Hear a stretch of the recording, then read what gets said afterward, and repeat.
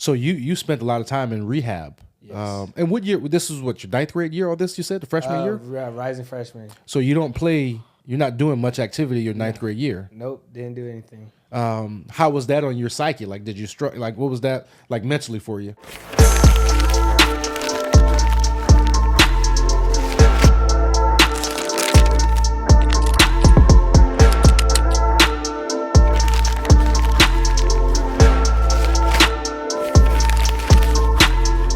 What's up, guys? This is your boy DJ, and you're watching the hottest youth sports show, Sports Told by Youth, for Youth, by Youth. Make sure you're following us on all platforms at Sports Told by Youth. Here with this next class of 2025, Paul Williams. He attends Milton High School. He's 6'2", 230 pounds. Wow. He's a magnet student, A and B honor roll his entire school career.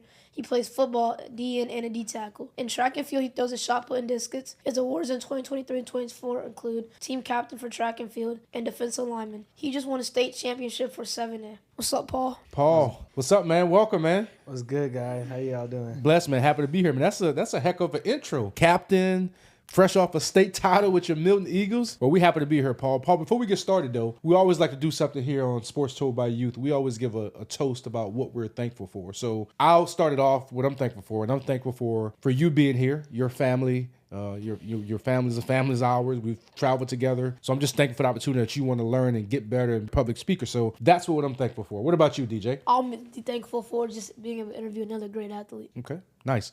On you, Paul, what are you thankful for? I'm thankful for y'all having me here. Glad I can get my interview skills up. Absolutely. Well, look, right before you, we want to thank our sponsors in the process. So if you look over, there's some positivity water here. Thanks, shout out to positivity water. Make sure you go online, the link's in the bio, and get you some of this great positivity water. So we'll take our toast to some positivity water. Also, got to thank our sponsors before we get started. I want to thank African Dream World Beauty Shop. So for all your African dreams, the links in the bio as well. If you want to get that African clothing, make sure you see African Dream World. And then we want to thank our other sponsor, Distinguished Gentlemen Grooming Bar. So make sure if you need all your haircut needs, manicures, pedicures, you go stop by Distinguished Gentlemen over in McDonough, Georgia. Now that we got that business out the way, guys, let's kick it. Y'all ready to do this? Yes, Let's do it. On you, DJ. All right, Paul. What age did you start playing football? Because I know you were always older than me, but we played on the same organization. But what year did you exactly start?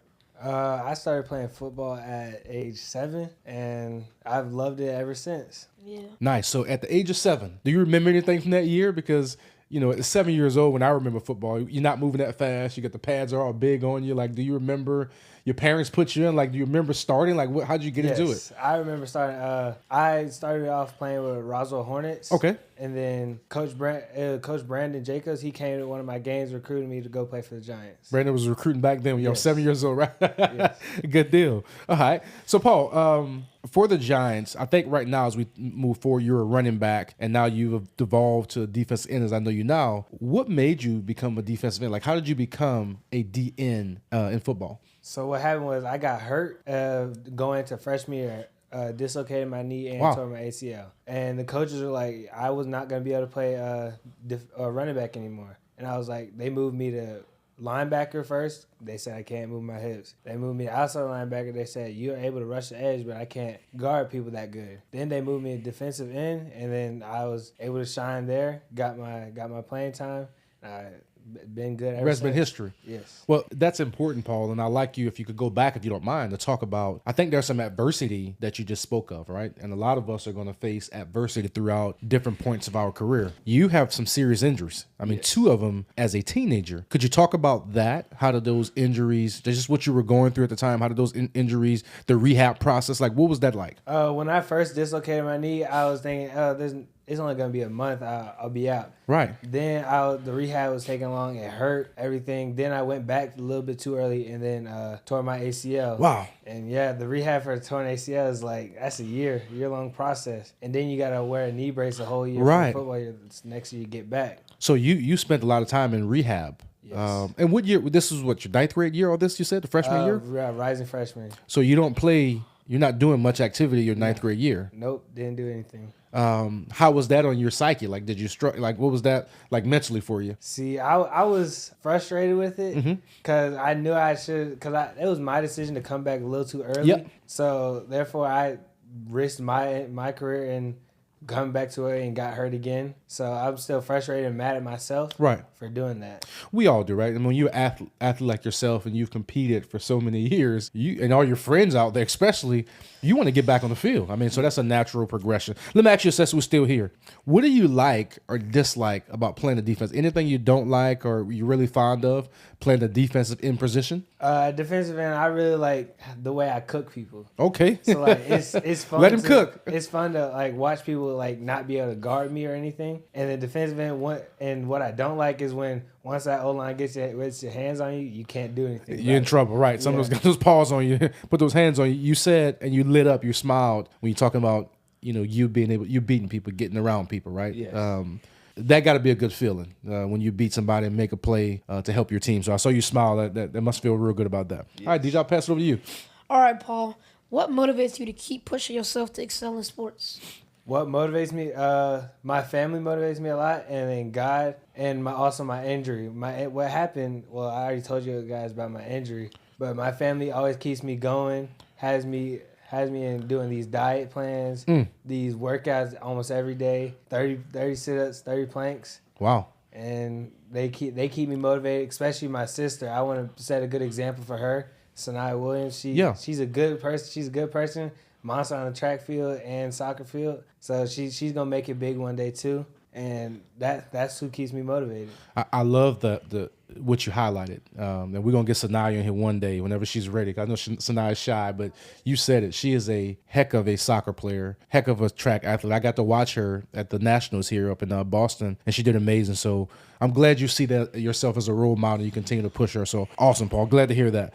Let's talk football a little bit here. How do you typically prepare for a game? Like, what's your routine, throughout that state championship or even as you prepare for this great season you're about to have now? What's going to be your process? How do you prepare for it? So wake up a little late because I need to be able to sleep in, get my rest. Absolutely. Stretch, eat a good breakfast. Then I always have to go to Dick's to get my accessories up, make sure I'm looking right on the field. Right.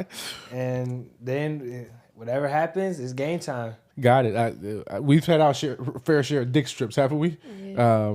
So good. You get your rest, which is important. I hope athletes out there understand the importance of rest. We can't say enough how important the rest is to your game. Okay, awesome. All right, Paul. If you could sit and talk to anyone in the world, who would it be and why? And also, they can be alive or dead. I would sit and talk to. I would think it would be like Bill Walton. Okay. And that's because he was a good person. He did everything he could. And I feel like he's a good role model for me. Okay. I have a question. I don't really know who Bill Walton is. Could you tell me what he did and Great question. who he was? He's a basketball player. Yep. Basketball player at center. And when I was younger, I wanted to play basketball. But then he's bigger than me, way bigger than me. So 7 foot. Yeah.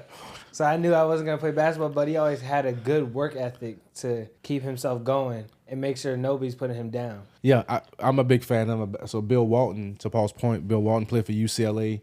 Very good basketball player.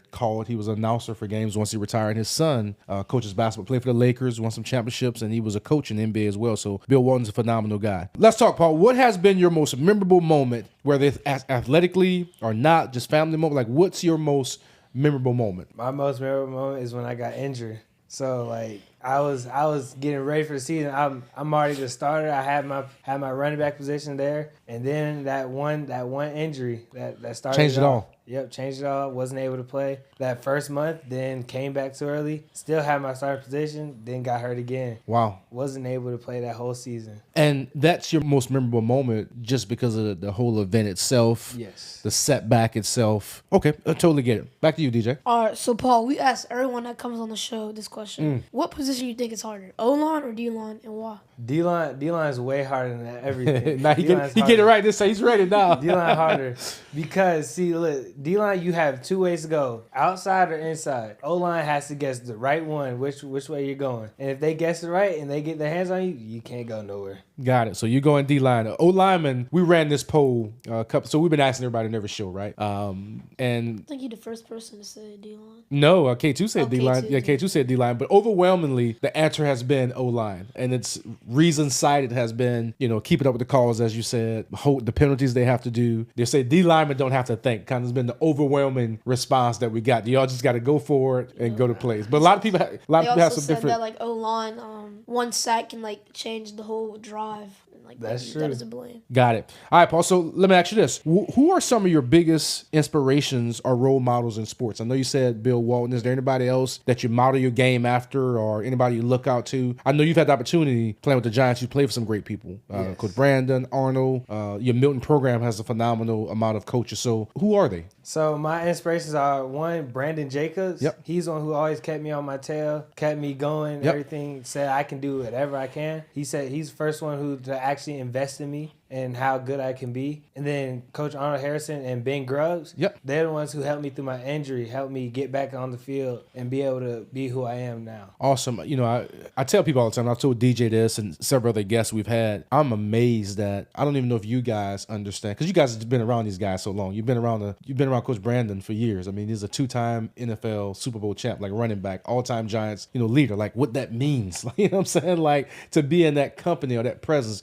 Coach Arnold, played for the Pittsburgh Steelers, like these guys go through, their percentages of who they are, they're the 1%. Like not many people, as me and you are sitting here and talking about sports, Paul, DJ, those numbers are staggering. Like those are the 1%. Ben Grubbs, a first-round draft pick for the Ravens. Like he's played with the Ray Lewis's, the Ed Reed. And I say all that to say, you guys get the benefit and get that knowledge. Back in my day, we didn't have that. I mean, we had, coaches and great people, but to sit and be able to train with those people, that is an awesome feat. So do something with that, Paul. Keep pushing, and I'm glad those people are investing in you. I'll send it back to you, DJ. All right, coming back to position battles. What do you think is harder, DB or receiver? Oof. I feel like DB's harder. You go with the defense all day today. Yeah, Right? yeah. DB is harder because like you gotta match the receiver's speed and everything. Gotta match them. Like think where they're going when their hips drop. You never know. And if they're a really good receiver, like you don't know where they're gonna go, and they're very good at it. So like you're not gonna know anything. I'm biased, right, as the host of this show, but I'm with you, Paul. I think we say, I've coached DBs, right? I think you have to run full speed backwards. You know what I'm saying? Yeah. Like these guys are coming at you a mile a minute, and today they're crafty, they're skilled. So I'm not saying DBs, but I'm saying DBs is hard. What about you? As a receiver, as DB, DB is only hard when you have to play man coverage. DB, half the time you just gotta sit back in coverage. Okay, so you going wide receiver. Yeah, because Right. you gotta think about it's more mind thing than DB, because you have to precision your routes, like where to go, find the soft spot in zone. So receiver's hard. All right, yeah, you're a receiver, so you would say that. All right, Paul. So what do you like in your, what do you do in your free time when you're not training or competing? What's fun for you now? You're of age. You just drove here, right? Yeah. So all the way from Milton down to the city. So what are you doing now? What are you doing in your free time? My free time, well, first I always have to stretch before everything, and then I'm either playing my video games or I'm doing my investment class. I really love investing, financial investing. Wow. What I do right now is I resell shoes, so that's how I invest in my money right now to keep me like being able to pay for stuff. Yeah. So, well, first of all, Paul, I think that's phenomenal. Shout out to your parents, for instilling, financial literacy. I always talk about generational wealth. And that's one of the things we want to talk about in this show. Like, we don't want to just be a sports show. We just sit here and talk about sports. The fact that you're preparing for a future is amazing, right? So, investments. So, you like a StockX. Like, what do you like? Tell me a little bit more about you, because I'm a sneakerhead, like an older sneakerhead. But What are you doing? Kind of tell me, how do you go about your process of selling shoes? Selling shoes. So, like, there's this app called Nike Sneakers. They put all the shoes out there on certain dates. So if I hit it, I can get them, resell them for a bigger price. So you're the reason I can't hit on these shoes. You out here with all these bots and. No, I don't make no bots. I'm actually, I just have a whole bunch of people to help me. Like my sister, okay. She does that too. My mom, they get on the app, and my pops. So everybody's logging on at 10 o'clock on Fridays. Yeah. And y'all trying to hit, and then you go back and resell. I go back and resell them. Yes. What app are you using, or what platform are you using to resell? Either GOAT or StockX. Okay, so you actually putting them on there. Okay, Yeah. got it. All right, so anybody out there looking for shoes, holler at my man Paul. So if I need some, I've been trying to get, Paul, keep your eye out. I wanted the Travis Scott golf shoes. So they came out last year sometime. My pops has some of those. Does he? Your dad lucked up and got him? Mm-hmm. Wow. Man, I just ordered the Eastside Golf. They doing NRG. So every Masters, they release a bunch of golf shoes. So NRG just released some Jordan 1 lows. I just got them. They'll be here tomorrow, so I'm looking forward to getting those. Okay, good deal. All right, so Paul, we're going to do like a little 2-minute drill where we fire a question at you, okay? All right. All right, so what is your favorite food? Wings. Wings. Hold on. What wings? Like where you got a favorite spot? American Deli. American Deli hot wings. So in the city. So around American Deli is your go-to. Yes. Okay, mine too. Go ahead. All right. Definitely JJ's. But what's your favorite color? Black. Black. So do you like the Milton black jerseys that they give? Love them. I love them. They are fire. And Paul, before I forget, you got to sign that helmet before you leave, right? So when you make it big, I have you sit and sell that helmet one day. All you Milton guys, Dylan, y'all gonna sign that helmet. Go ahead. I'm sorry, DJ. All right. What's your favorite football team? I don't like to say it, but Atlanta Falcons. Why you don't like to say it? Say it, Paul. Because you're in the Saints' house. Because they're not that good right now. They're on the build up. Hopefully. I hope not. They made a lot of moves this offseason. They have. All right, what's your favorite cleats? Like, you can have them or you had them once, or like, what's your favorite cleats? The Adidas Zeros, the low tops. So I don't like my ankles being trapped in. I'm able to do stuff with my ankles and stuff. Seriously, I thought you would say the opposite, especially cutting and moving. Adidas Zero is a good clique. All right, what's your favorite player in sports? Favorite player in just football like or any sport? Any sport. I'll go with probably KD. KD. Why KD? KD, he's always been a favorite player. So he's good at what he does. Absolutely. And he 7 foot long wingspan. I have a long wingspan if anything, but KD he's just electric with whatever he does. I know no arguments from me there. All right, your favorite drink? Favorite drink, I'll probably go with aloe vera juice. The aloe vera juice. Aloe vera juice. I don't hear that. Any benefits in aloe vera juice? Have you seen? Clear skin. Clear. Okay, I need to get some of that too. All right. Who's the best QB of like all time? Like they can be in the league. Your GOAT. My GOAT all time. I'll go with Peyton Manning. Peyton Manning. Don't hear that a lot. All right, What do you hear? I feel like a lot of people you'll hear Patrick Mahomes or Tom Brady. It depends on we get a lot of younger kids, so it's what they know. You've seen Peyton play, so for me, I'm like you. Peyton was was insane. Oh yeah, who's the best receiver of all time? Well, I think everybody says it. Randy Moss. Randy Moss. I'm not in that group. Well, who do you say? Man, Jerry Rice. Listen, y'all need to go do numbers talk. Y'all know the saying, right? Go do your research on Jerry Rice numbers. Randy Moss is nowhere near. Mossing. Right, that's it. I mean, Randy Moss numbers are nowhere near Jerry Rice. But this is an opinionated question. But do me a favor, go check the numbers, then come back and talk to me. You change your mind. All right, who's the best DB? Best DB? Like can be in the league now or like whenever. Like they can be retired. I'll probably go with Jalen Ramsey. Okay, good choice. Because what he does is the talking. That's what he does. He gets in people's head, so where they can't do anything no more. Gotcha. All right, who will win next year's Super Bowl? I want to say the Ravens. They just got Derrick Henry. Derrick Henry, Lamar Jackson, read option the whole time.